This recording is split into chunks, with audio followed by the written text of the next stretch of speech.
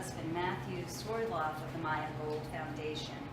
And we are going to talk a little bit about the foundation. At the end, we'll talk about what the funds are going to be used for. In October 2015, my daughter Maya, at age 15, took her life. And there's so much with that, and my husband and I, with all of that, felt we needed to do something.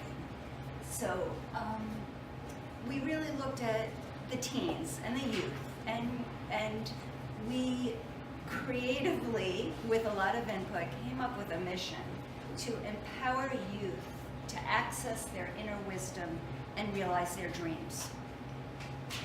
So we realized right away that we could not do the work on our own.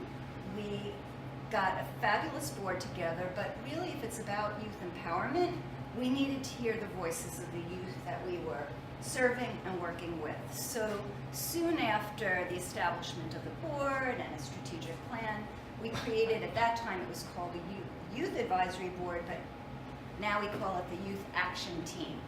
I just want to share a few little highlights of what we do, and then Dana Thomas and Claudia Kaplan will share more details about how the work has impacted them directly. So we do work here in the Hudson Valley, and when I say Hudson Valley, where our home is New Paltz. So we really start there, but are rippling out, and everything is open to anybody. And work in Nepal.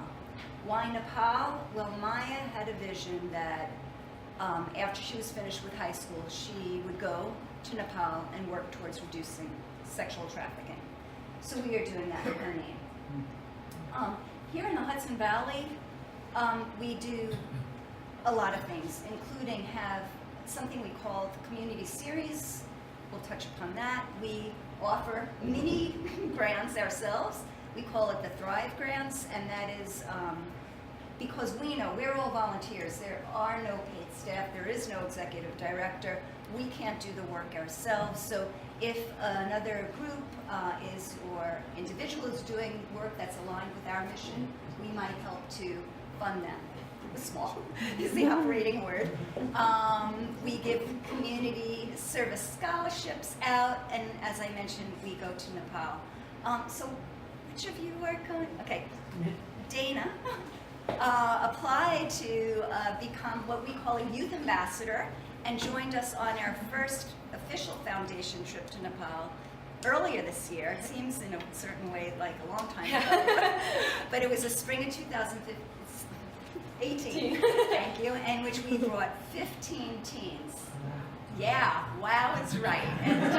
And it was a remarkable experience. We were 2 weeks there. So Dana, let's hear about your experience.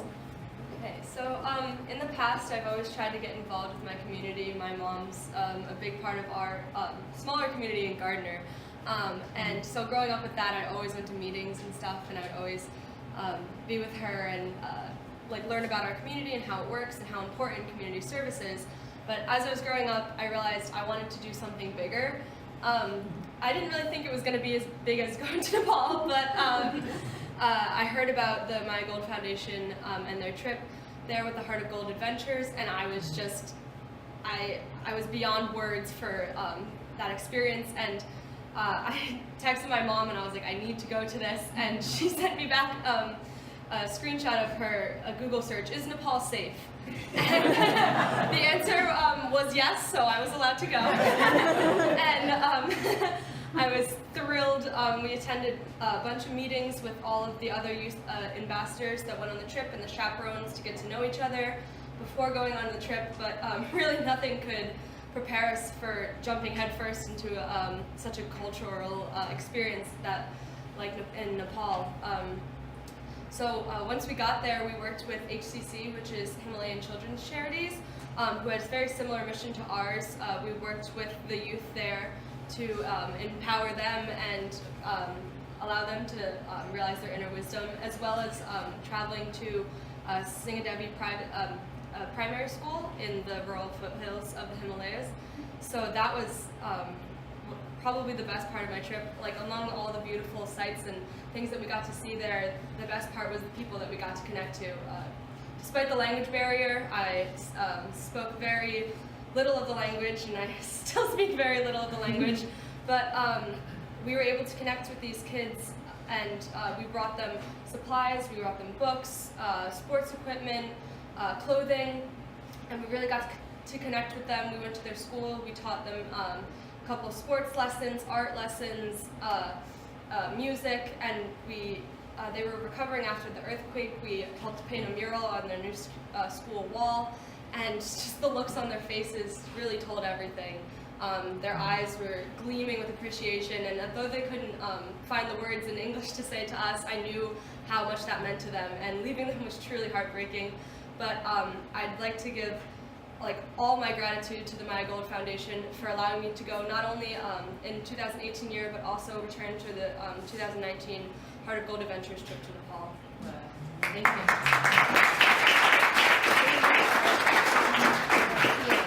Yeah, and coming back to my hometown of New Paltz, as part of the trip, as part of Youth Ambassadors, our requirement was to give a presentation based on something that we learned in Nepal or an experience that we had.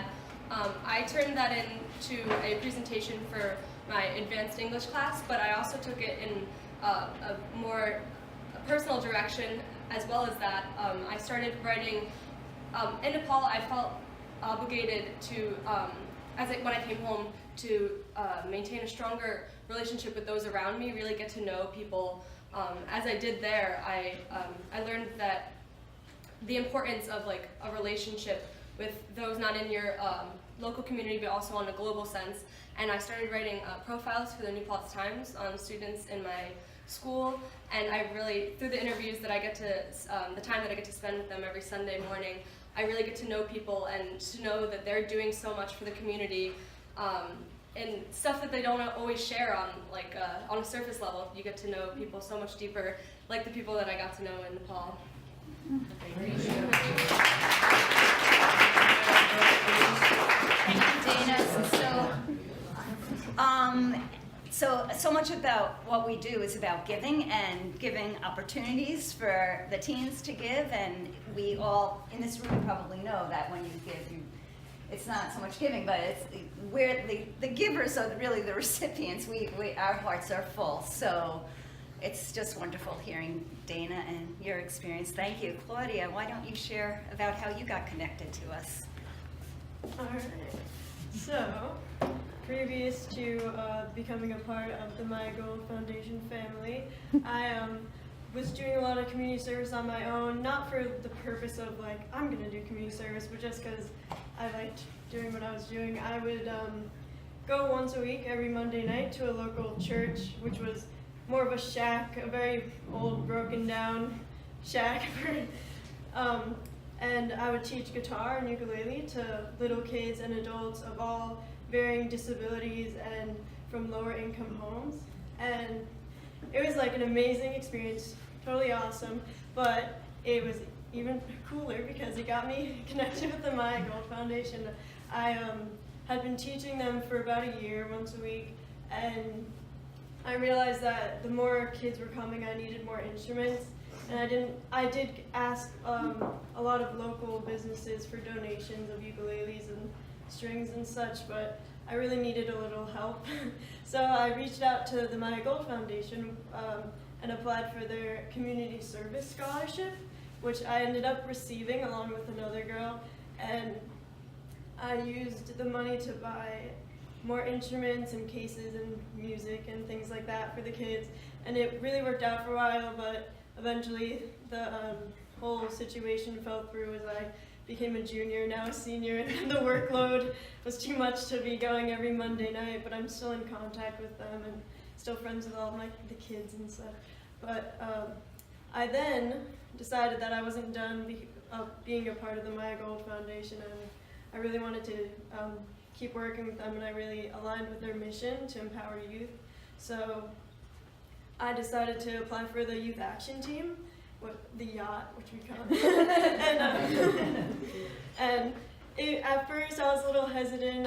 I showed up to my first board meeting held right in Elise's living room, and it was the most peaceful environment you can imagine, basically a spa. And table and eat food and basically talk for hours and like about what the foundation does. But it is hard work, and we are really trying to better a lot of things. And along with the whole board, the youth action team breaks off by itself, and we have our own meetings by ourselves, and we work to plan events for teens, and we worked for some of the community series events, which we had some recently. We had a 13 Reasons Why Not event, which came out after the TV show, which is commonly known on Netflix, and the book. And it was a writing workshop we had, and lots of kids wrote about their past experiences, and I went to watch it, and I could really tell how like empowering it was. It made me cry. It was crazy. And most recently we had Karis, this genius lady, come to talk to us. It was advertised as a talk through tough issues. In the new Denizen Theater, we all sat down, and she basically talked to us about like life as a teenager and stuff, and it was really amazing. And she later, I think the next day, talked to parents as well. So we just like to do events like that. The youth action team definitely helps with planning events like that, because we're better to hear it from than what the teens actually want to hear from themselves. Yeah, so that's a lot of what we do. There's so much, and I mean, personally, I didn't go to Nepal. I'm not that part of the foundation, but I've definitely been impacted just as much. Like, it's crazy, all this, like, doing such good things, it just feels so powerful. And like, you're not doing it, like I said, to like, oh, get some community service hours for school. Like, you're doing it because you can tell it's helping. So.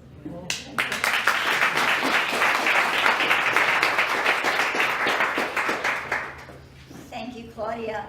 So,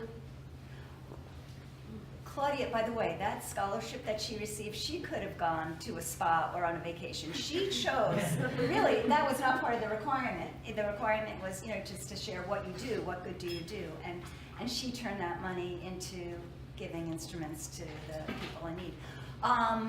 In closing, as you said, there's so much to say. We are using the funds, I think, the first on your list, you said sound equipment, sound and video equipment, so we won't have to use a little cell phone. We actually, on we do borrow sound equipment and video cameras, and it's catch us, catch can, when it comes to doing presentations and renting equipment. And we took a borrowed camera, thank you, to Nepal. We have a YouTube channel, so all of this stuff, in very few we're, as I mentioned, we're a volunteer organization. We don't have much capital needs, but we will really benefit. So thank you for funding this equipment and all the good work that you all do. Yeah.